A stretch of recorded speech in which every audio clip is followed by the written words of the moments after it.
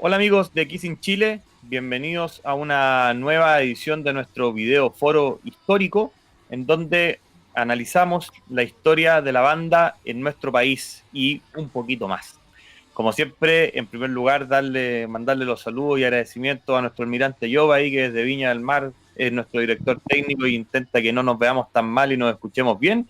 Y bienvenir a nuestro panel, ¿no es cierto?, de expertos que nos ha acompañado ya hace varios episodios, con quienes vimos ya toda la década de los 80, que es don Coto Hurtado, don Ivo Pirovich y don Leito Ace Kilográn.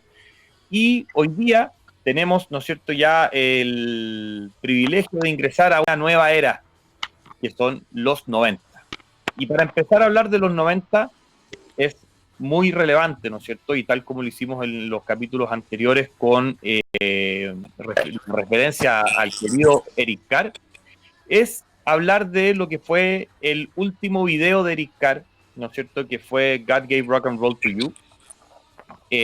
También hablar, ¿no es cierto?, de esta transición que hubo en la banda, ¿no es cierto?, con el ingreso de Eric Singer y un nuevo estilo, un nuevo look del grupo, etcétera, para ver cómo pegó eso, cuál fue la influencia y ir determinando, ¿no es cierto?, cómo fue ese combo en nuestro país. Así que, Ivo, cuéntame tú, ¿viste el video de God Gave Rock and Roll to You? ¿Escuchaste el tema o no, etcétera?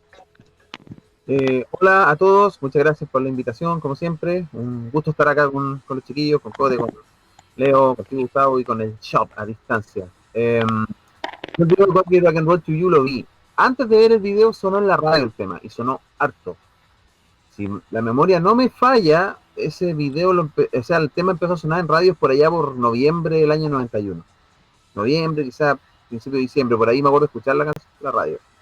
Y, este tema, años después supe que era un cover, pero me gustó harto. Y algunos meses después, ya de haber sido mayo del 92, me acuerdo de haber visto el video ya en la tele, en Sábado Taquilla, y creo que en otro programa lo vi por ahí, en el medio a medio probablemente del Chilevisión. El medio a medio lo conducía el Pollo Valdivia con la Karin Giannini, y era como uno de los programas donde más rock daban, porque daban thrash, daban heavy, daban hard rock, incluso daban un par de cosas más extremas cada cierto tiempo. Claro, y el video era emotivo. La verdad es que el video me puse a llorar porque está latente el tema de la muerte de Eric Carr y salía él tocando. Después uno se entera también que Eric Carr tenía peluca. Eh, y con todas esas imágenes antiguas es muy nostálgico el video y la verdad es que sí. Sonó harto, lo dieron en la tele y a mí me gusta harto esa canción. Independiente sea un cover y no sea original de X, pero me gusta mucho la versión de X. Excelente. ¿Y tú, Leito? Hola Gus, hola a todos amigos, saludo grande para todos. Bueno, sí, yo me acuerdo del video, yo lo vi, me acuerdo, creo que fue en Sábado Taquilla, o sea, ahí lo vi varias veces, pero no me acuerdo exactamente dónde lo vi por primera vez. Y como Ivo, yo me acuerdo también, escuché primero la canción tiempo antes y no sé, pero con el video me pasó algo muy extraño. Yo lo tomé como una especie de despedida, no sé, me sonaba como algo como una especie de añoranza, no sé. Yo creo que el hecho de ver las imágenes, ¿cierto?, del recuerdo de todas las épocas anteriores de Kiss, me dio esa impresión en ese momento que sonaba como a despedida. No fue una despedida, obviamente, sino que pareció ser una especie de recuento hasta el momento de la trayectoria. Pero sí, me acuerdo mucho del video y claro, me acuerdo de la imagen de Eric Carr, que en ese momento no me dio la impresión de que estuviera muy enfermo ni nada, sino que se veía dentro de lo que se podía apreciar normal, ¿ah? Dijéramos como uno generalmente lo recordaba. Pero obviamente, claro, después el desenlace fue el que todos ya conocemos y ahí obviamente las cosas cambiaron. Pero sí tengo muy vivo el recuerdo de ese videoclip y de lo que viene después a través del disco, obviamente, del Revenge, por supuesto. Excelente. ¿Y tú, Cote?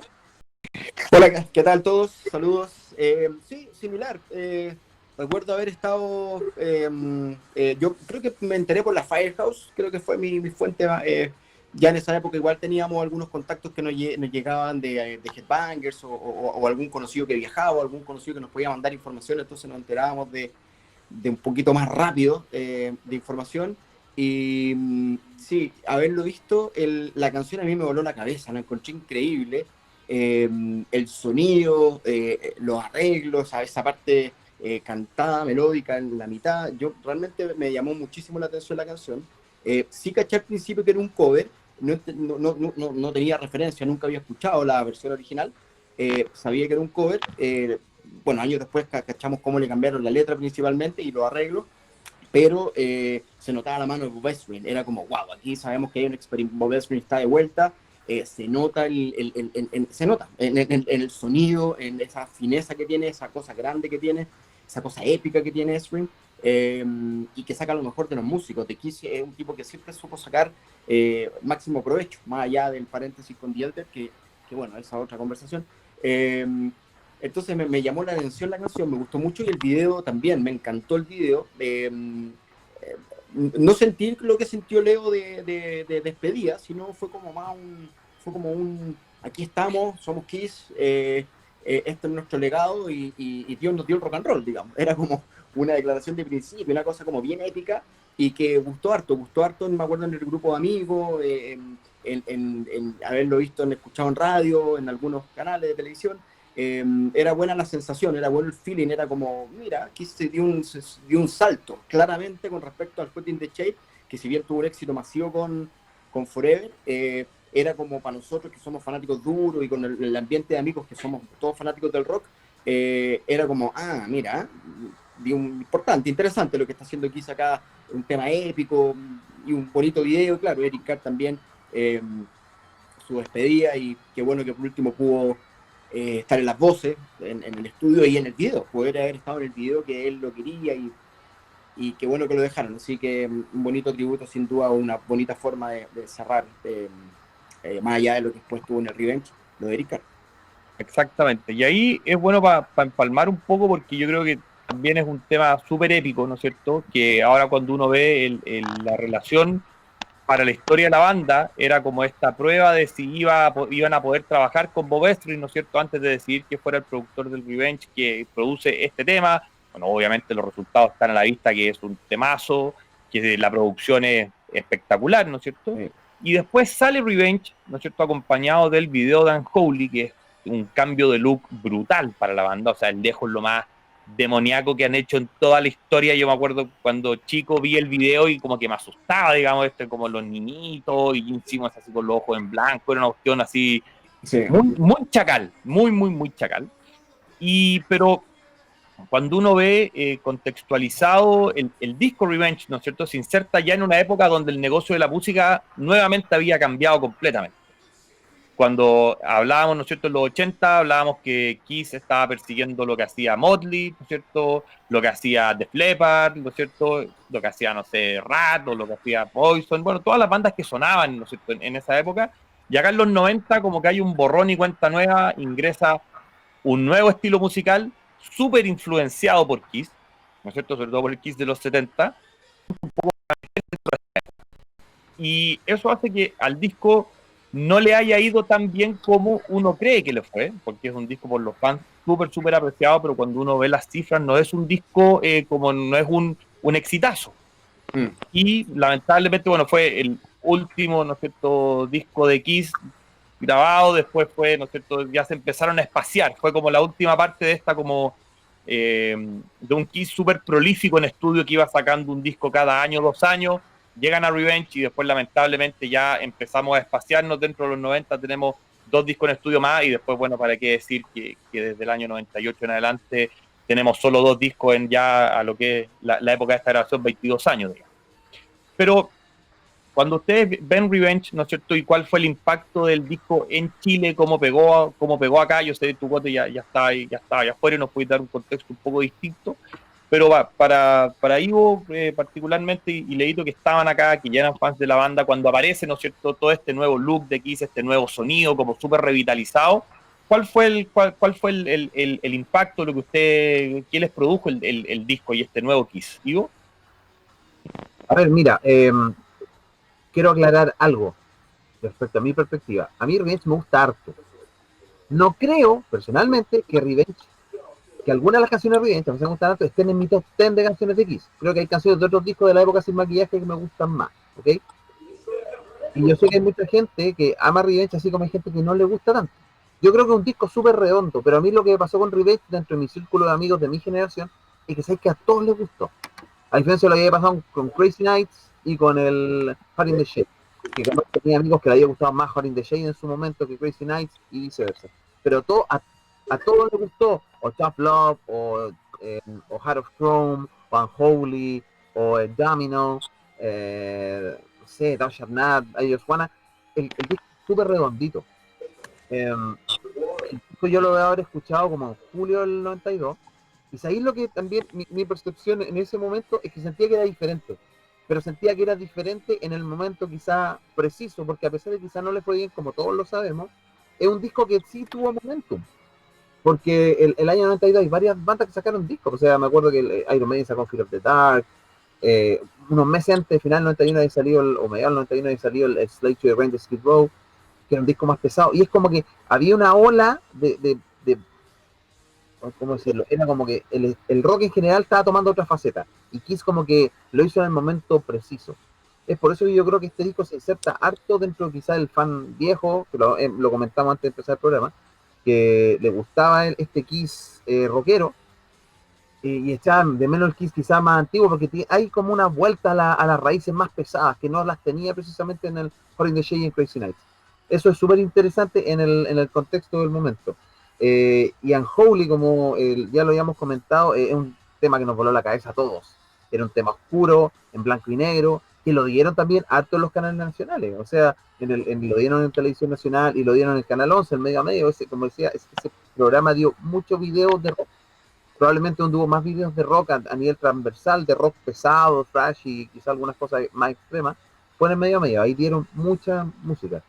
Eh, bueno, eso pasa en el Revenge. El Revenge es un disco que yo creo que llega en un momento preciso y que de alguna manera termina por reencantar a todos los fans de la banda, independiente, creo yo, de los gustos. Porque acá sentimos que está de vuelta Gene Simmons.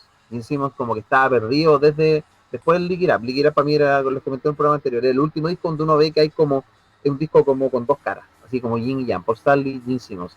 Y eso como que se perdió hasta el Revenge. En el Revenge notoriamente están los dos muy presentes y yo creo que eso le juega muy a favor a la música, porque además Revenge hay un detalle netamente musical, que los arreglos de los temas, los quiebres, los adornos de guitarra, de bajo, son un poco más complejos que los de los discos anteriores. Los discos anteriores son un poquito más simples musicalmente hablando. No sé si eso es bueno o malo, pero claramente había alguien como vos impresionando detrás para, digamos, llegar a un nivel mayor de musicalidad en relación a los discos anteriores. Excelente, yo concuerdo totalmente que la musicalidad de Revenge es, si no la mejor de la discografía de Kiss, pega en el palo, o sea, porque realmente tiene en los tiempos, los quiebres, los arreglos, como bien decís tú, se nota que había algo que demostrar ahí. Sí. ¿Y tú, Leito? A ver, Revenge para mí, bueno, lo primero fue Unholy, como definitivamente metiéndome dentro del disco cuando lo vi por primera vez, el videoclip, claro, fue impactante y fue muy esperanzador, satisfactorio ver algo así. Yo me acuerdo que lo vi en el programa que comentábamos anteriormente, se llamaba Lead Night, que lo daban en la red, ¿no? El programa en que estaba Alfredo Levy justamente con la Paulina Mañera en ese tiempo, y ahí yo lo vi, claro, y obviamente me llamó la atención, primero que nada, lo oscuro del tema, la ambientación, ¿verdad? Y el arreglo, el tema en sí es un temazo. Ahora bien, el resto del disco a mí me produce cosas como emociones encontradas. Hay temas que me gustan bastante de ese disco y hay otros que definitivamente no me gustan, ¿no? Así de simple, por lo tanto es un disco que tengo ahí entre como en la medianía, por así decirlo. Lo que sí me gusta del disco es el sonido del disco. Eso sí es indiscutible. Yo creo que quizás, como decía Ivo, Bob Ezrin ahí tiene su impronta, su sello, y obviamente el disco suena muy bien como registro. Ahora bien, como te decía, hay canciones que me gustan mucho y otras que obviamente no tengo tanta conexión con ellas. Eh, no sé qué será, dijéramos, de Revenge, en el sentido de que ¿por qué no vendió tanto? Yo creo que podría haber vendido más, posiblemente. Y fue oro, lamentablemente. Yo creo que es la tendencia de la música y de las bandas como Kiss y otras más durante esa década. Obviamente ya sabemos lo que pasó con la música, ¿cierto? El grunge como que lo devoró todo en ese tiempo y los demás como que quedaron fuera de lugar. Pero a pesar de todo, yo creo que obviamente es un paso adelante, que sin ningún duda no es un retroceso ni nada por el estilo. pero obviamente yo creo que estaban entrando a una arena distinta también, ¿eh? Lo que se iba a mostrar durante esa década, yo creo que nadie lo esperaba en el sentido de lo que iba a venir con el grunge, como mencioné anteriormente. Así es que fue un buen avance en todo caso para lo que venía haciendo Kiss, que obviamente es bastante distinto al último registro anterior, que era Hot in the Shape. Se nota el cambio, sin duda alguna. Así es. ¿Y tú, Cote? Sí, bueno, aclarar que yo estaba en Chile en 92, yo estaba en Estados Unidos en 94, y Revenge, sí, también es un disco que estábamos muy orgullosos, era como, wow, escuchar después de God Get Rock and Roll to You, como bien decís tú, Gustavo, se tomaron un tiempo o un tema en trabajar con Ezrin, porque Paul quedó traumado después del The Elder y no estaba muy seguro, muy convencido de si podían retomar algo tan potente con Ezrin. Y se logró, es un disco contundente. Después de Coffee Rock and Roll to You aparece en Holy, y me acuerdo, yo me moví en el grupito de amigos de Alfredo Levin y amigos en común, que nos conocíamos de Oli Chao, de carrete en común, y me acuerdo, estaban en un carrete que llega Alfredo y había presentado el video en el estreno, que por lo menos en tele habíamos visto. Ya habíamos escuchado la canción y era como, ahora sí, po. Y estábamos con un grupo de amigos que eran hueones que estábamos escuchando más, estaban pelando el cable con Bad Motorfinger de Soundgarden, con Alice in Chains, los primeros discos que son súper pesados, súper oscuros, como esta nueva ola de rock que la estaba llevando, estábamos el Pantera del Cowboys from Hell, el Metallica en su masividad, estábamos como con el disco negro todavía, entonces Kiss llega y como que, boom, engancha muy bien en una cosa muy pesada, muy intensa, conecta muy bien y era como, era un orgullo decir, onda, mira, y bueno, recordemos que fue el primer tema de Gene Simmons en volver a hacer singles de They Love It Loud, si no me equivoco. Entonces fue como una declaración de principio, Gene está de vuelta, es un disco contundente, como dicen Leo, suena increíble el disco, la musicalidad del disco es tremenda, el mismo Scully que ha dicho últimamente que el desafío fue grande porque Bob Ezrin está todo el rato empujando, es más, no lo incluyó en el solo de Every Time I Look at You. En el fondo, es un tipo súper exigente en cómo tiene en su cabeza la musicalidad, el performance de cada uno. Y es un disco potente, es un disco contundente. Y es verdad que todo el mundo habla del Destroyer, del Creatures of the Night, de Rock and Roll, del Revenge aparece. Y no necesariamente se tradujo en ventas. De hecho, fue disco de oro, pero también la tónica disco de oro, creo que el Asylum, el Crazy Night fue platino, pero el Hot in the Shade también era oro.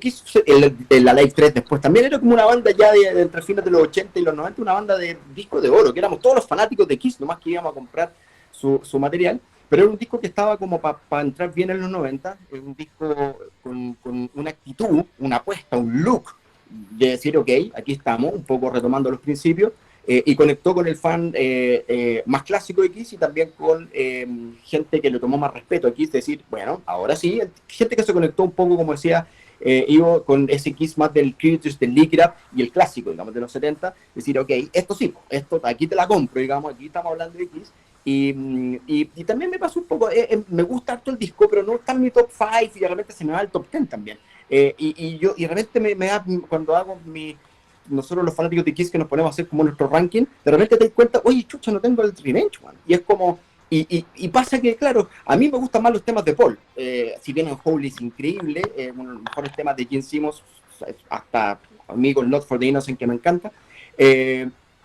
Como que los temas de Paul siguen siendo sobresalientes y Gene mejora, sin duda, pero el disco en general también me pasa, no me termina de matar 100% y es un disco que en Chile funcionó bien, que la fanaticada estábamos muy orgullosos y creo que el entorno en general fue como un respeto, decir, bien, bien Kiss, entra bien en este juego, en este nuevo sonido más duro, más oscuro, más pesado, sin ser un disco grunge, ojo, sin ser un disco, eso vino después, digamos, Kiss un poco atrasado, pero era Kiss, digamos, era un Kiss propio, digamos, no tratando de seguir una tendencia o un patrón como lo hicieron en el The Elder o que experimentar como fue el Kanye of Soul, quiero decir. Entonces, bien, es un disco bien potente, Bob Ezrin se nota la mano al tiro y y que los puso en el mapa. Creo que claramente para los fanáticos de Kiss es un disco súper importante y es lamentable que no haya seguido como decís tú, Gustavo, este ritmo de composición, porque efectivamente Kiss no sacaban cada máximo 2 años un disco y estábamos pero ahí como cañón,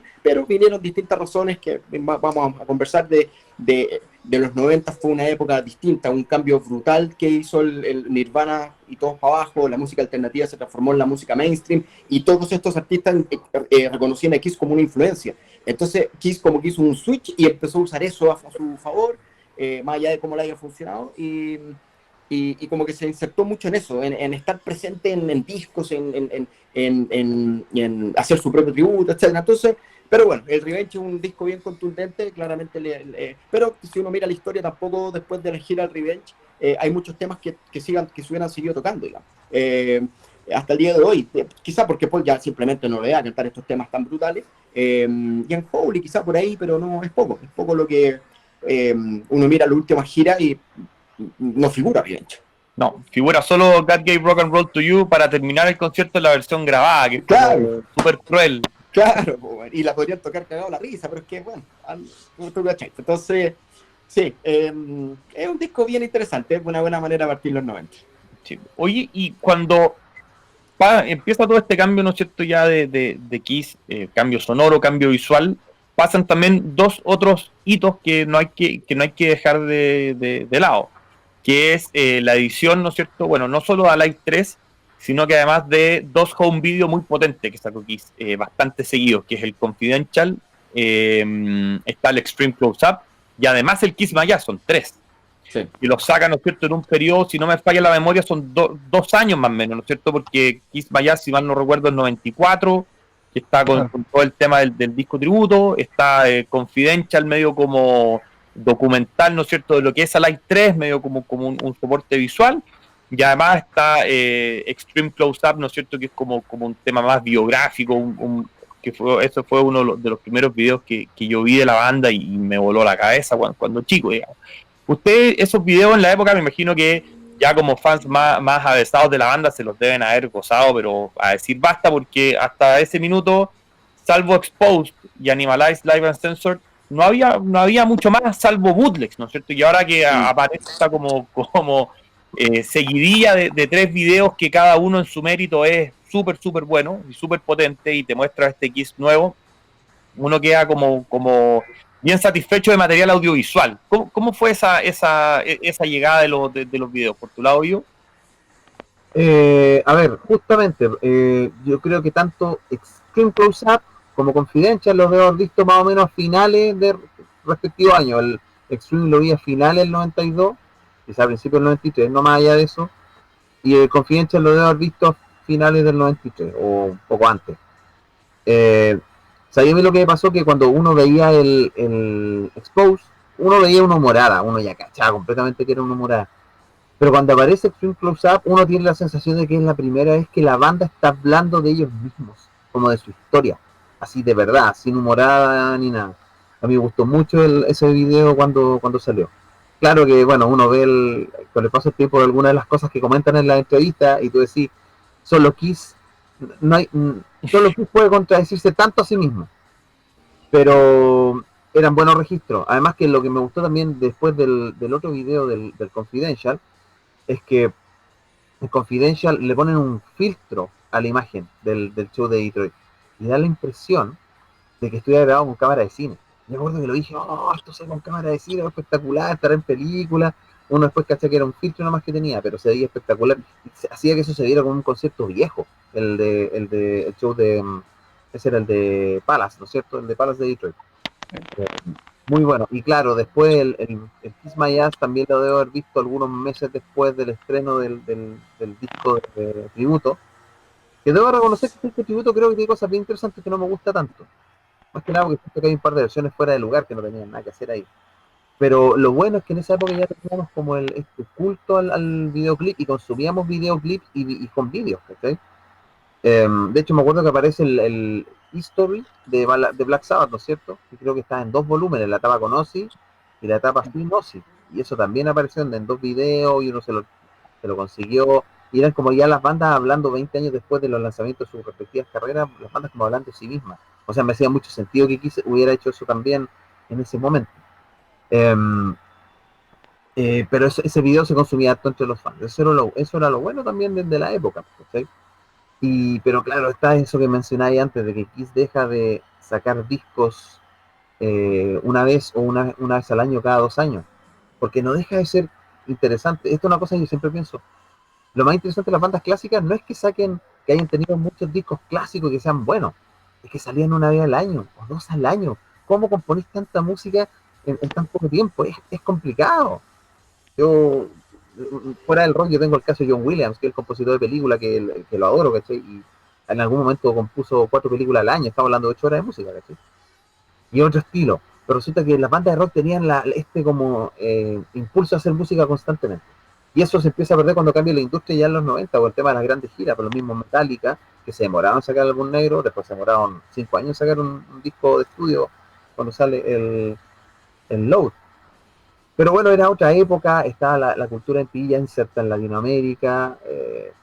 Bueno, eso también tiene que ver con que las bandas empezaron a venir a Latinoamérica, las bandas de rock, pero ya ahí no me estoy saliendo de X. Pero sí, el tema de tener los videos, estos videos estos con vídeos de X, hicieron que uno empezara a apreciar como que la banda estaba tratando de validarse por sí misma a través de esas entrevistas, lo cual yo lo encuentro súper bueno y súper positivo, porque no negaban la historia reciente, que justamente es lo que empieza a pasar 4 años después.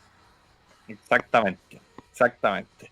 Y ahí también es como bien, yo encuentro que es como una jugada cruel del destino, ¿no es cierto? Que justo falleciendo Eric Carr tengamos esta explosión de home video, esta explosión de conciertos, esta explosión. Bueno, al final la historia se escribe como se escribe nomás, y en eso uno mirándola con retrospectiva puede hacer este análisis, pero hubiese sido Chacal también un extreme close-up, a lo mejor 89-90 con Eric Carr, digamos, hubiese sido también. Me acordé de algo. Hay un Expose 2 que están haciendo los Quisco. Hay unos registros, de hecho están dando de vuelta los DVD. Son como 3 o 4 horas de video justamente de la época de la gira del Hard in the Shade. Al final nunca pasó nada con Expose 2. Así que, pero está ese material para el fan que no lo ha visto, para que se lo consiga. Ojalá, bueno, uno ya con los misterios de Kiss, dejémoslo así nomás. ¿Y tú, Leito, viste esos videos en la época? ¿Qué fue lo que te impresionó? Porque también ahí yo me imagino que en tu caso el video del Kiss My Ass debe haber producido un cariño especial, porque ese tiene una cantidad de material vintage, ¿no es cierto? Maravilloso. No, y no solamente los vi, yo, por ejemplo, ya en esa época eran más asequibles, así que me los compré con apenas los vi. O sea, yo me acuerdo, incluso sufrí mucho porque el VHS me anduvo comiendo la cinta del Confidential. Entonces yo estaba como con una especie de ataque. Entonces, cualquiera que se te enredara la cinta en esos tiempos era como chocar el auto, ¿cachai? Una cosa así. ¿Ah? Era terrible. Y más encima una cinta original, era tragedia, doble tragedia. Pero sí, obviamente vi en orden, los compré y los vi, el Extreme, Confidential y el Kiss My Ass, dijéramos, sin ningún miramiento. Y obviamente, claro, de todos quizá el Extreme le guardo más cariño porque en el fondo es como una compilación de hechos que tiene mucho, como decía yo, un aspecto ya más serio quizás de la banda, no exento, como decía también, de contradicciones y todo lo demás, pero era un buen recuento de la trayectoria hasta ese momento. Con pedacitos de imágenes, lo que te dejaba como con gusto a poco, ¿eh? Porque uno quisiera a veces ver más cosas, ¿verdad? Más material, pero no fue así. Me acuerdo del Confidential, sí, el Confidential no fue de todo mi gusto. Yo creo que la parte vintage tenía bastante más, dijéramos, más valor en ese sentido, porque en el fondo pusieron el Alive 3 a sonar y con las imágenes encima. Y el Kiss My Ass, sí, el Kiss My Ass me gustó bastante y yo creo que ahí se asume un poco más el derrotero de Kiss en ese sentido, porque obviamente ya estaban al tanto de que las bandas de ese tiempo adoraban a Kiss, por ejemplo, ¿cierto? Ya las que hemos mencionado y otras más, qué sé yo, Smashing Pumpkins, Alice in Chains y Skid Row, entre medio, qué sé yo. Y ellos obviamente ahí muestran mucho material antiguo y como en el fondo tratando de dar a conocer cosas que nosotros no sabíamos, por ejemplo, los diseños de la carátula original del Destroyer, ¿verdad? Algunas fotos tomadas en Europa en la gira del Destroyer en el año 76, hablan del Key Story también me acuerdo, ¿cierto? Es decir, todas esas cosas que en el fondo ellos estaban, por así decirlo, no es jugando la palabra, pero sí sacándole lustre al pasado, con todas esas cosas que tenían y las estaban mostrando como para enriquecer y enaltecer un poco. Bueno, este es el legado por el cual las bandas actuales a nosotros nos quieren. Esto fue lo que hicimos. Y en el fondo eso fue lo que realmente hicieron. Bueno, ni que hablar que después obviamente el derrotero de Kiss lo lleva a hacer las famosas conventions, ¿verdad? A raíz de que los fans obviamente hacían este tipo de reuniones y dijeron, ahí está la papa, hagamos esta misma. Y obviamente por ese camino siguieron. Entonces todos estos videos que tú mencionabas, ¿cierto? Son un poco el reflejo del camino que siguió Kiss entre medio, porque claro, tenemos el Revenge en la parte discográfica, pero después viene Alive 3, ¿verdad? Que no es nada nuevo, sino que obviamente es material ya conocido, y después viene el tributo, el Kiss My Ass. Tampoco hay nada nuevo de Kiss ahí, y recién tendríamos que esperar hasta la versión de Carnival of Soul, forzosa salida, ¿verdad? Y el Psycho Circus, y no hay más. Obviamente hasta la década hasta el 2009, si no me equivoco. Exacto. Entonces, es muy, ¿cómo se llama? Es muy poco el material discográfico, entonces obviamente nos nutrimos mucho más de home videos y de ese tipo de material como para suplir esa ausencia, porque en el fondo se empieza a sentir una ausencia al no haber álbumes. ¿Ah?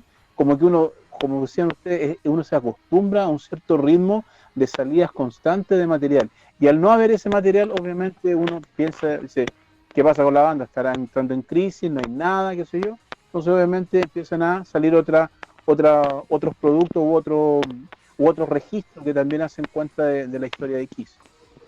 Exacto. Y Cote, tú también, bueno, acá con este tema, y quiero complementar un poco con otra cosa que dijo Leito, no solo con los home videos, sino que también con todo esto que empiezan a hacer tipo año 94 con las conventions, ¿no es cierto? Que hay un muy buen material que hay y donde uno se puede enterar indirectamente harto de este tema es en el libro El Fanzine Phenomenon, ¿no es cierto? Que ahí todos los que estaban encargados de los fanzines, la mayoría de ellos cuentan las experiencias que tuvieron como produciendo las conventions en sus ciudades, o sea, era algo súper como hecho Kiss y los fans, y tú tuviste la suerte de asistir a una convention, ¿no es cierto, Cote? Entonces, Sí. aparte de este tema de los home videos, que obviamente ahí igual me gusta conocer tu experiencia personal, me gustaría si lo puedes complementar con este otro tema de haber asistido a las conventions, porque eso también le da todo un toque, tuviste como de la primera mano, como cuál era la realidad de Kiss en esa década, ¿no es cierto?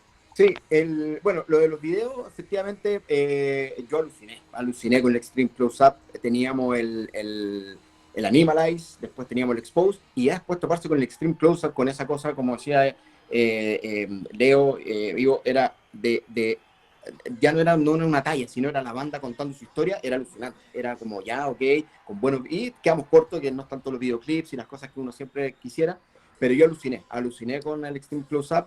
De hecho, lo vi hace poco y me pareció súper. Sí, es verdad que ellos se han contradecido con el tiempo algunas cosas, pero es un material súper potente, súper atractivo, que mezcla muy bien distintas épocas. Es muy bueno. Y después el Confidential también, la Live 3, como decía Leo, es poner dejar correr el disco y ponerle imágenes, digamos.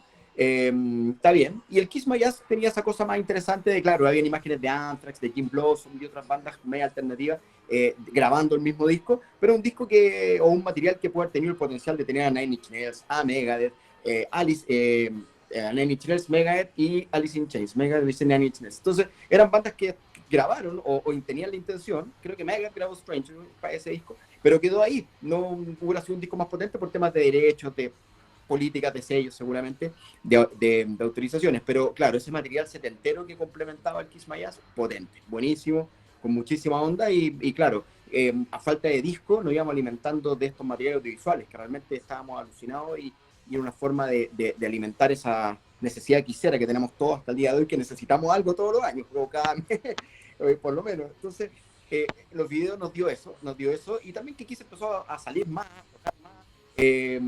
Bueno, pasó que yo, siendo muy fanático de Kiss, como ustedes bien saben, desde cabros chicos, desde el 81, yo me voy a vivir a Estados Unidos, a la casa de Felipe Montaldo, que ustedes muy bien conocen, amigo quisero de la casa, por supuesto. Él vivía allá en Estados Unidos, estaba estudiando guitarra, y me voy, ponte en abril, ponte, y no me acuerdo exactamente cuándo Kiss tocó en Chile, pero nos cruzamos, yo me quería morir, era como, me estáis curando. O sea, llego a Estados Unidos, estoy acá, y Kiss viene a Chile. Y me perdí ese show, me perdí el debut con mucha tristeza, mucha pena. Después lo vi en esa, creo que fue Mega que lo grabó y me lo mandaron con mucho cariño en VHS.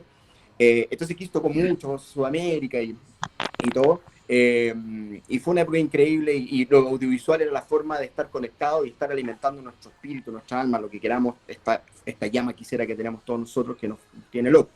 Y efectivamente yo llegué a Estados Unidos en el 94 y yo fui a una convención en Miami.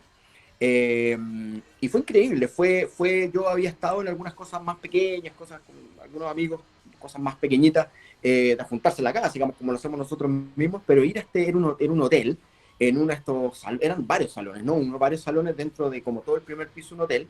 Me acuerdo que la entrada era súper cara, no me acuerdo el precio en este momento, $100, ponte, que para ver era como chucha la entrada cara, pero ahí estamos, por supuesto. Y fue increíble, fue todo un día de vivir y ver como ya en primera persona y por primera vez, digamos, ver los trajes originales. Esa agua fue potente, era como, chucha, aquí ya no lo estamos viendo en una revista o lo estamos viendo en un video, estaban exhibidos todos los trajes oficiales por Kiss. Yo que siempre he sido coleccionista de libros y revistas, era alucinante la cantidad de coleccionistas, gente que tenían distintos ítems, distintas cosas, realmente increíble. Me compré muchas cosas muy valiosas, digamos, para mí, sobre todo de los 80. Ver bandas tributos que ya habíamos visto, yo había visto a Cold Gin con Tommy Tyer en El Trovador en Los Ángeles, de hecho Gene Simmons ahí lo conocí, que estaba viendo al tributo porque era como estaba de moda el tributo Cold Gin a Kiss, un poco referencia a lo que estamos hablando de esta cosa que pasó con Kiss, que en los 90 tuvo un revival del Kiss de los 70s, hubo todo un respeto de todos los artistas que eran mainstream populares, dijeron, bueno, nosotros crecimos con el Alive, onda, desde Pantera hasta Nirvana. Entonces, Jim, obviamente, ahí atento a la movida, se desaparecía en el tributo, en el disco de Melvins, se apareció en los shows de Pantera, donde tocaban Cold Gin, se apareció en este Cold Gin, que era como el tributo oficial y el mejor tributo que había a Kiss. Con Gene Simmons, me acuerdo que tiraron fuego, pues me cayó toda la benzina con Montalvo al lado, que hasta yo me voy a, ¿para qué chucho no fuimos para adelante? Pero había que estar adelante. Ahí conocimos a Gene y la convención fue eso, fue ver todo un día, fue llegar como al mediodía y irse en la tarde-noche. Y lo más impresionante fue ver a Kiss, éramos a ver si unas 1000 personas más o menos, que salen en un formato acústico muy relajado, casi como que hacemos, digamos, pero claramente como uno, bueno, en esa época no sabíamos muy bien, pero estaba todo perfectamente armado, que tenían súper claro eso de, oye, ¿qué quieren escuchar? Mentira, ya tenían clarísimo qué pedacito de canción iban a tocar, y era prácticamente lo mismo, jugaban un poco, pero igual había esa libertad de repente tratar de hacer algo, y lo hacían un par de segundos y ahí quedaba, digamos. Pero ver a esa formación en ese formato fue un lujo, digamos, fue lo que marcó la pauta. De hecho, Alex Coletti, que fue el productor, era el que inventó la serie de MTV Unplugged, que después, bueno, pero muy breve, él vio eso, no sé si en Los Ángeles o en Nueva York, vio y dijo, a ver, esto está interesante.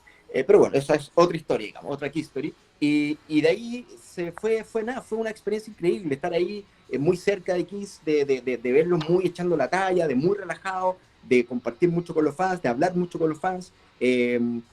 Bueno, sabemos que en otros estuvo Peter y todo lo demás en otras ciudades, pero nada, fue increíble, fue todo un día realmente muy cercano, que fue justo la última patita antes de que viniera la reunión, que ahí también después podríamos conversar, que tuvimos unas muy bonitas experiencias, pero la convención, claro, fue una suerte estar ahí y vivirla en primera persona, tocar todo tipo de canciones, muy relajado y bueno, sabemos que Bruce Kulick y Eric Singer tienen la capacidad musical de tocar cualquier cosa, cualquier momento, y lo hicieron, digamos, como llameando y hueveando, así que muy buena experiencia. Chacán. Oye, y también otro tema que lo mencionamos, obviamente, que fue la salida de Alive 3, ¿no es cierto? También en estas cosas curiosas que habíamos pasado desde el 78, 77, 78 con Alive 2, ¿no es cierto? Habíamos pasado básicamente 15 años sin una Alive y llegamos a Alive 3.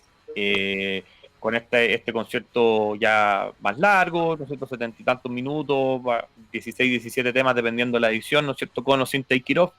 ¿Ese disco acá cuando se editó también hizo algo de ruido o pasó o como más colado, así como que no lo pescaron, no lo pescaron tanto? ¿Tú lo recordás? Yo obviamente haberlo escuchado, me imagino que sí, pero en cuanto al ruido, digamos, promocional, salió, no sé, algo en alguna revista, algo, se hablaba del disco, simplemente fue como que apareció, mira, acá está acá está la Live 3 y listo. Mira, esto es curioso. Estaba revisando la fecha, pero no me acordaba. El disco salió el 18 de mayo del 93. Yo lo tuve como la segunda semana de junio y lo tuve porque mi viejo es músico. Mi viejo andaba de gira, mi viejo toca en el Grupo Congreso y andaba de gira por Europa. Y llamó un día a la casa y no me acuerdo quién, probablemente fue Claudio Orgamín, que me dijo, oye, salió la Live 3, Juan, ves si tu viejo lo pilla allá andaba en Alemania, no me acuerdo dónde. Y cuando un día que llama le digo, oye, busca, salió el disco nuevo X. Y cuando llega de esta gira que hizo en un congreso, me trajo el disco X. Y venía con Taikirov, escrito como encima, mal escrito, ¿cachai?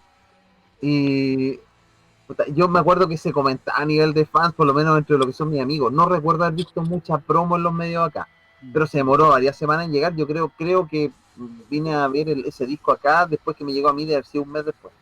Por ahí un mes y tanto, no recuerdo exactamente la fecha, pero de todo el círculo de gente que yo conozco, el primero que lo tuvo fui yo, me acuerdo, porque se lo grabé a no sé cuántas personas en un cassette de cromo, en cassette normales.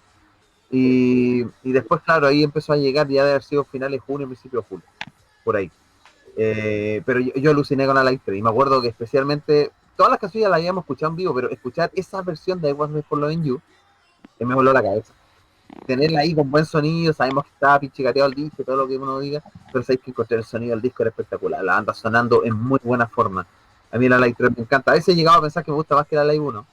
No creo que sea tanto, pero me encanta, es que me encanta la Live 3. Bueno. Si lo único para mí, que el factor que sea perfecto, es que haya, bueno, dos cosas. Uno, que hubiera un par de temas más de los 80 y que Jim Simmons cantara como cantaba en 1981.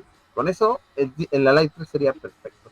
Pero me gusta mucho ese disco y me impactó. Lo andaba trayendo, grabando un cassette por semanas en un Discman. Bueno. ¿Y tú, Leito, recordáis algo de Alive 3? Porque de Alive, Sí. pucha que conversamos el otro día, ¿no? Hay un capítulo que prontamente saldrá de discografía de la chilena y... No sé si fue más largo el capítulo de Alive o la sobremesa de Alive. ¿Ah? Pero fueron como 3 horas de conversa y no es chiste. Bueno, sí, es verdad. Bueno, de la Live 3, mira, yo tengo una anécdota muy loca. Yo en ese tiempo estaba estudiando, yo estudiaba interpretación inglés-español. Y esos días me acuerdo que me había comprado el disco y lo tenía y no lo había escuchado. No tenía CD player en ese tiempo. Entonces pedí que me lo grabaran en un cassette. Ya no importa. ¿Y qué hacía yo con el disco? Ese día, un día sábado, teníamos que hacer el examen final de una asignatura que era una conferencia bilingüe en el Club de Providencia. Yo todavía no acuerdo. Entonces estaba con un compañero, qué sé yo, y me senté y, por ejemplo, no sé, la gente más tradicional, qué sé yo, a lo mejor saca una figura religiosa para encomendarse para que le vaya bien, ¿cierto? Yo saqué la Live 3 y lo puse ahí adelante del escritorio y lo puse con la cara mirando al público. Entonces lo abrí, entonces todos lo veían. Entonces se me acercó una compañera y me dijo, oye, ¿pusiste el disco de Kiss? Sí, pues le dije, para que me trajera suerte. Y me fue bien, pues le dije, a ese nivel, caché, de amuleto, caché, lo usé como amuleto. Y me fue bien, pues, obviamente. Sí, guardo recuerdos de la Live 3. Increíblemente es la tríada de los discos en vivo de Eddie Kramer, que no es un factor menor, ¿cierto? Pero eso sí es curioso. Todos los discos en vivo producidos por Eddie Kramer, todos suenan distintos, no suenan todos iguales, tienen un registro distinto. Quizá Live 3, el que menos suena en vivo, no sé, un poco, pero debería haber sido solamente con temas que no se hubiesen repetido. Deberían haber sacado más provecho a la música de los 80. Yo creo que no deberían haber incluido los temas que ya están en los otros Alive, como para haber seguido la tradición, porque Alive 2, ¿verdad? No repite ningún tema de Alive. Por eso también pusieron esos temas en estudio, como para completar un poco el asunto. Yo creo que Alive 3 debería haber sido eso. Debería haber sido con temas ochenteros, hasta Revenge. Y bueno, no es así, pero en general es un buen disco, un buen registro. Hay muchas historias también de mitos por ahí. Si realmente I Was Made for Loving You está en vivo, o una prueba de sonido, ¿cierto? Hay varias cosas por ahí. El set list de aquella época era bien grande, ¿ah? Yo creo que es mucho más grande de lo que ahí aparece. Y habían otros temas que también se tocaban, antiguos también, como Christine 16 o Harder Than Hell, que obviamente no formaron parte de este Alive 3. Pero sí tengo buenos recuerdos de él. Como te dije, fue mi amuleto en un momento complicado, así es que le guardo cariño al Live 3, de todas ¿Y, maneras. y te fue bien en el examen o no? Me fue bien, aprobé bien, así que me trajo suerte. Funcionó. Funcionó. Excelente. ¿Y tú, Cote? Sí, también muy buenos recuerdos de la Live 3, ya en esa etapa empezando a armar maletas para irnos a ir a Estados Unidos. Pero un cañón, un super disco en términos de más allá de todo el tema de estudio.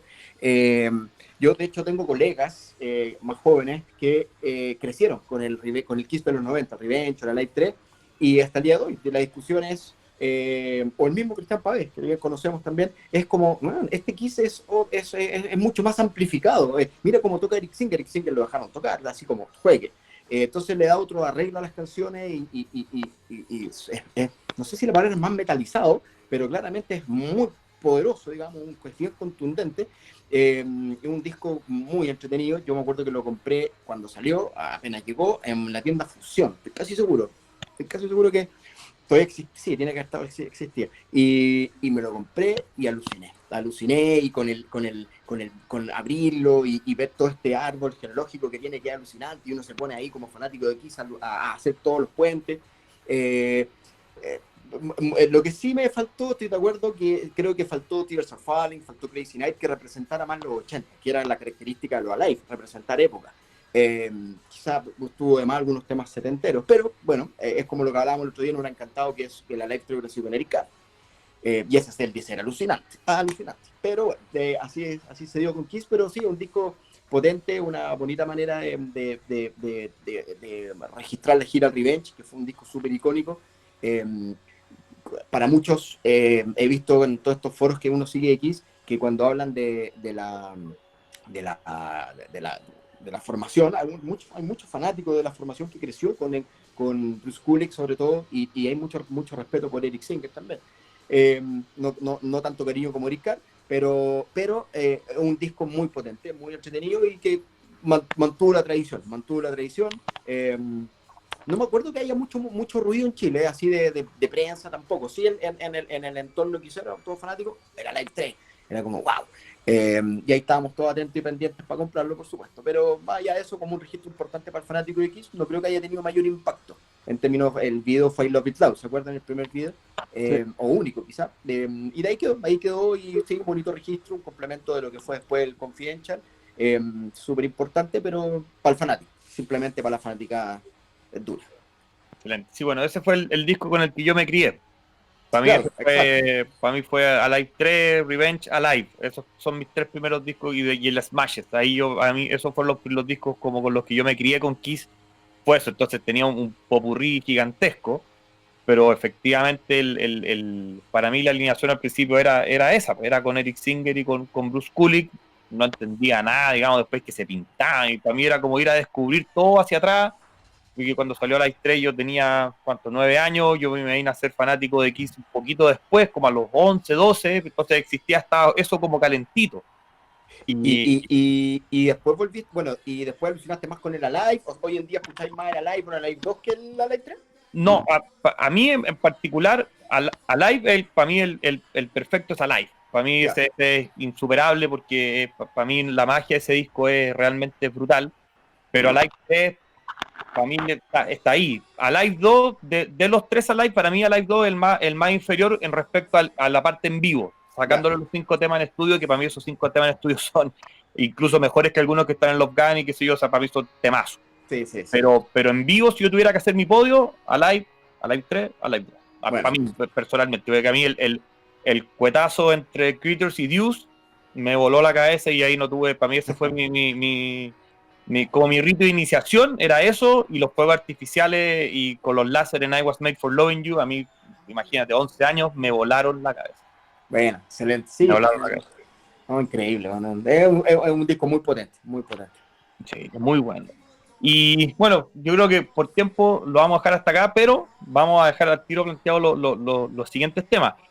Para, ¿no es cierto?, el próximo episodio del Videóforo, obviamente vamos a hablar de lo que fue la avenida Kiss, de Kiss a Chile, que está precedida por todo esto que hemos conversado hoy día, ¿no es cierto?, como con una vorágine de lanzamientos, ¿no es cierto?, Revenge, Alive 3, tres home video, ¿no es cierto?, la aparición del disco tributo, la aparición de lo que iba a ser Kissology un poquito, o perdón, Kisstory un poquito después, ¿no es cierto?, el libro lo estaban promocionando a full, y también meternos, ¿no es cierto?, en lo que fue la primera avenida de Kiss a Chile, y ya lo que fue Unplugged, ¿no es cierto?, que ahí sí ya la repercusión fue mucho más heavy. Eso yo ya me acuerdo porque ese fue mi primer disco que lo compré, digamos, cuando salió, y ya tengo algunos recuerdos más en vivo de esa época, digamos. Pero también es interesante ver ahí cómo los fans de tanto tiempo vieron este tema a la reunión, cómo se promocionó, etcétera, porque eso sí hizo harto ruido. Y después que vayamos viendo en el fondo qué es lo que terminó sucediendo con Kiss, ¿no es cierto? Que ya todos sabemos que volvieron a ponerse el maquillaje, y bueno, y ahí van a salir temas bien interesantes, porque yo creo que todos los fans, y esto sí podría ser como una última pregunta, yo al menos describo eso como el maquillaje, como la visión más agridulce que yo tengo con Kiss, para mí. Pero en el fondo Kiss vuelve a ser una banda gigante, pero artísticamente se muere. Entonces, para mí, eso yo nunca lo he podido conciliar. Para mí, en mi corazón quisero, yo nunca he podido conciliar esas dos cosas, y no sé qué prefiero. Yo creo que preferiría ver a un Kiss artísticamente activo, aunque sea más chica la banda, tocando, qué sé yo, en un Caupolicán, por ejemplo, que ver esta banda que al final terminó siendo gigante con el maquillaje, que para mí al menos artísticamente se murió el 90 o sea, para mí Kiss se muere con el Revenge artísticamente hablando. Carnival of Souls me encanta, pero no, para mí hasta ahí llegó la evolución. Después vivieron de la renta, totalmente válido, y cuando uno ve las cifras, ¿quién podría Claro. criticar eso, no es cierto? Mm. Pero eso es una buena pregunta. Usted, cuando ya viendo este tema, ¿cómo definirían eso ya cuando se vuelven a poner el maquillaje? A pesar de que nos salimos un poco del tema, pero sí es un buen concepto para cerrar el programa de hoy y empalmarlo con el de la próxima semana. ¿Ivo? Antes de meterme en ese tema, voy a mencionar algo que se me olvidó decir antes. Quiero mandarle un saludo especial al Chris Castro, porque lo comentamos en la previa. El Chris conducía un programa que era el Música a Otro Nivel, y yo escuché a Juli la primera vez en ese programa, mayo del 92, y él lo conducía con el Jorge Ávila, no recuerdo quién más. Ya, respecto a lo otro, me pasa exactamente lo mismo que a ti. Yo, cuando vi a Kiss con maquillaje en los Grammy, cuando salen, porque yo tengo una anécdota. Yo el año 96 andaba en un carrete, un día viernes, salí a carretear con unos amigos, si mal no recuerdo, quedé bastante borracho. Pero sabía que iba a salir Kiss en los Grammy, y dije, estaba grabando el programa, tenía la mala costumbre de dejar todo grabando en el VHS. Y claro, llegué medio caramboleado y ni me acordé el día siguiente, de veras que iba a salir Kiss en los Grammy. Y alguien estaba especulando que iba a salir con maquillaje. Y cuando sale con maquillaje fue como, ¡oh! Espectacular, la raja, emotivo, creo que hasta me puse a llorar. Y de repente fue como, en el mismo show fue como, ¿y qué va a pasar acá? Se vuelven a pintar. Y yo en esa época era enemigo de Peter Criss, así descaradamente. Me cargaba Peter Criss, por muchas razones, no entro a detallar ahora. Y nunca fui enemigo de Ace, pero yo sentía que Ace no tenía las capacidades de Bruce Kulick. Y para mí, durante todo ese año, fue como, pucha que lata, se va a morir el Kiss que me gusta mucho como suena ahora. Y de hecho, cuando fui a ver el concierto del 97, fue como yo le decía a todo el mundo, yo hoy día vengo a ver a Paul Stanley y a Gene Simmons, no vengo a ver a los dos huevos. Así se lo dije a mucha gente. Me gustó el show y todo, pero claramente no era lo que yo esperaba. Pero coincido totalmente, Kiss se muere artísticamente en 1990, cuando llega la reunión, y Kiss se muere artísticamente. Esa es una realidad innegable. ¿Tú, Leo? Quisiera hacer una pequeña fe de ratas antes. El capítulo anterior, si no me equivoco, yo dije que Max Young había tocado un solo show completo y me equivoqué, son dos, efectivamente son dos. Lo averigüé, lo chequeé, por eso hago la corrección. Dicho esto, sigo con la pregunta.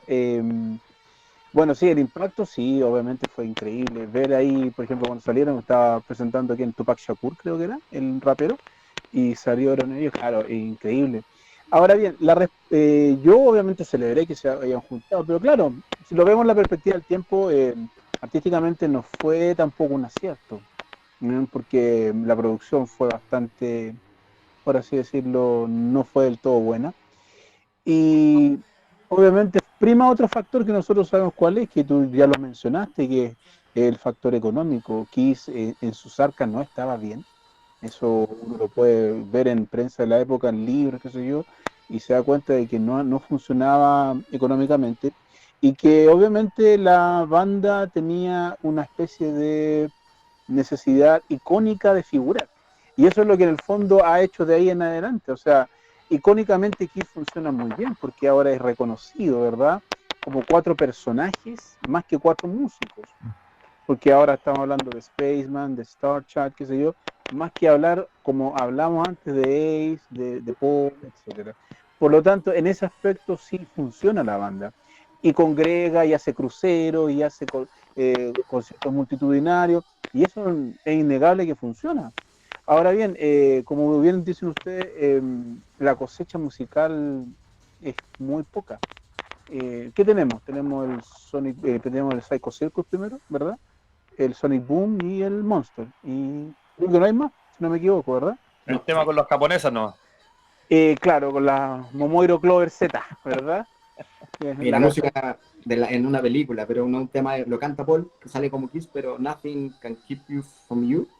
de Rock City, el tema de cuando viene la cortina con con los créditos. Es verdad, es muy poco para tanto tiempo, ¿verdad? Y uno pensaría que podrían haber hecho algo más. Lamentablemente no hay más y yo creo que tenemos que quedarnos con el legado de Kiss anterior. Lo bueno es que es harto, ¿ah? Yo creo que hay harto como para regodearse y yo creo que uno tiene harto material como para sentirse identificado y gozar de eso. Pero obviamente hubiésemos querido que a lo mejor nos hubieran brindado más discos, más producciones, pero no ocurrió, obviamente. Y así es que la historia es la historia, la Key Story, así es que eso es lo que hay hasta ahora y no creo que varíe mucho tampoco, creo yo. Y yo no creo que haya, eso lo conversamos con Kiko cuando hicimos el análisis del Monster y creo que ese va a ser el último disco. Yo no creo a esta altura tuvo mucho que vaya a salir algo más. Sí, difícil. Yo creo que no tienen nada que ganar, digamos. O sea, No, así de claro. simple. Yo creo que ahora hacer disco a bandas como Kiss en particular es como darse un gustillo, más que una necesidad o más que querer demostrar algo. Yo creo que a esta altura ya no hay nada que demostrar, ya creo que ya está todo dicho, ¿verdad? No sé si van a ganar más discos, no creo que sea así el cuento. Yo creo que más que nada con una cosa del artista que dijéramos que no lo puedes contener y tiene que expresarse. Pero no creo que necesariamente vaya a pasar por ahí. Yo creo que si no hay una cosa muy imperiosa, a menos que estuvieran ahogados de canciones que quisieran compartir, pero no creo que sea así. Yo creo que sí, el Monster a lo mejor va a ser lo último con lo cual nos vamos a quedar.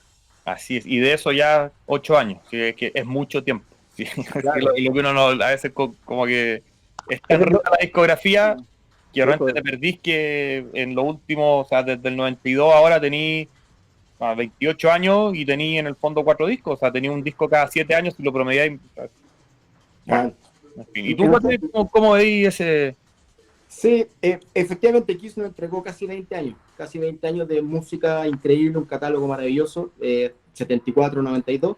Y lo que pasó con la reunión fue lo que hablábamos al principio, este auge, este conocimiento a Kiss de que todos crecimos con Kiss, Kiss es mi razón de tocar, Dimebag Darrell, bueno, todo el mundo alternativo, el grunge, incluso bandas metaleras, todos alucinando con Kiss.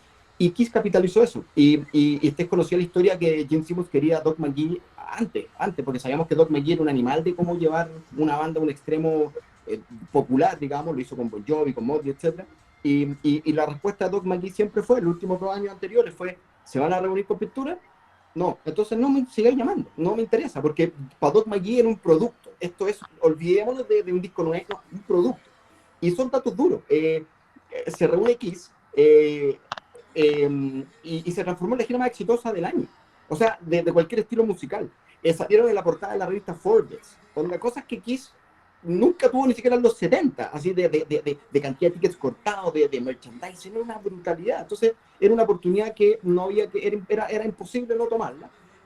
Yo también estoy de acuerdo de que Peter Criss en verdad ya no tocaba nada, hace años ya, es bastante, yo lo vi varias veces en la reunión en Estados Unidos, varias veces, eh, y sí, era el show, la emoción, uno conectaba con un tema emocional, no con un tema musical, y lo pasáis bien y todo bien, y salvaba a Peter, pero no pasa nada, también vi algunos shows que Freely tocó bien ahí nomás también, entonces ya el tema musical ya no era tema, y claro, después sale el Psycho Circus, que a mí hay temas que me gustan harto, el Psycho Circus, la verdad cosas que disfruto más o menos, no, nunca favorito ni mucho menos, pero está bien. Y es una necesidad, sí, yo creo que siempre he creído que una necesidad por Stanley de hacer música, de decir, bueno, necesitamos hacer música, y que tiene que ver con lo que él se puso cabrón y dijo, vamos a hacer el Sonic Boom, vamos a hacer el Monster, pero yo lo produzco y ningún productor externo. Ahora, le quedó como la callampa, la producción del Monster suena como la corneta, ¿vale? Es un disco que tiene alto potencial, pero suena muy mal, ¿eh? Yo no entiendo, ¿vale? Cómo con tanta gente alrededor dejan sacar una agua que suena así, pero bueno, Sonic Boom suena mejorcito, y ahí hay como una cosa artística, sobre todo de Paul, de empujar el grupo, decir que todavía tenemos canciones nosotros, no hay ninguna necesidad de hacerlo, y respondiendo a tu pregunta, Gustavo, sí, yo también, yo hubiera querido, y si tuviera que preferir, haría sin duda que hubieran seguido sacando discos. Saquen el Canyon Soul, que seguramente hubiera sido súper criticado, onda, puta, ¿qué le pasa aquí? Es una Alice in Chains y la weá, pero que nos encantó, digamos, pero hubiera sido muy criticado por la prensa, digamos. Y que quizás después hubieran vuelto a hacer cosas puta, muy buenas, yo creo que sí. Es increíble pensar lo que hubieran podido hacer más allá del Canyon Soul y el Revenge, Bruce Kulick y Eric Singer, eso hubiera sido increíble. Yo me hubiera encantado tener esa cosa musical y que hubieran tocado en lugares más pequeñitos y que no se hubiera transformado en esta máquina, pero como que cementaron su estampa como una de las bandas más importantes de la historia del rock, el pionero en el show business, en el performance, y se transformó ya como decía el Leo, en cuatro personajes, en íconos, y no se extrañen, y está claro, yo lo tengo súper, o sea, yo estoy seguro de que, no sé cuándo, de que Kiss va a seguir, y Jim y Paul van a mezclarlo y nos vamos a tomar con cuatro jóvenes, con harto luz, con hartas capacidades técnicas de tocar, y van a seguir haciendo canciones, y va a ser súper discutible y súper criticado, pero va a seguir. Ahora, ¿cómo le va a ir y qué va a pasar? Esa es otra conversación, pero sí, se perdió la musicalidad, pasó quizás al legado de las grandes bandas de la historia del rock, pero claro, quedamos con las ganas musicales de tener más. A mí me gusta harto el Sonic Boom y el Monster, pero claramente había bastante potencial. Lo que había después de lo que hicieron en los 90, había mucho potencial, pero la reunión era imposible decirle que no a eso, como si tú gustaba mirar los números, era una cosa ridícula, y que hasta el día de hoy, ni en los 70 ni después, se alcanzaron a llegar a esos números. Es impresionante. Así es. Al final, como AC/DC dijo hace mucho tiempo, Money Talks. Money Talks, pues viejo, por su Dios. Así es. Ya chicos, hoy lo vamos a dejar hasta acá, a pesar de que nos adelantamos un par de años, pero de todas maneras que han planteado varios temas para la siguiente edición del video foro histórico, donde, como les comentaba, vamos a partir con la venida de Kiss a Chile, Unplugged, y vamos a volver sobre el tema de la reunión, porque creo que hay harta carne que tocar, y después probablemente con todos los temas que se ven acá, quiero que nos peguemos un bonus track para hablar de las conjeturas quiseras, porque eso sí que es entretenido y de aparto. Los sabrosón. Así es. Así que gracias, chiquillos, como siempre, por su tiempo, la buena onda, la disposición. Gracias, Job, ahí por la dirección técnica.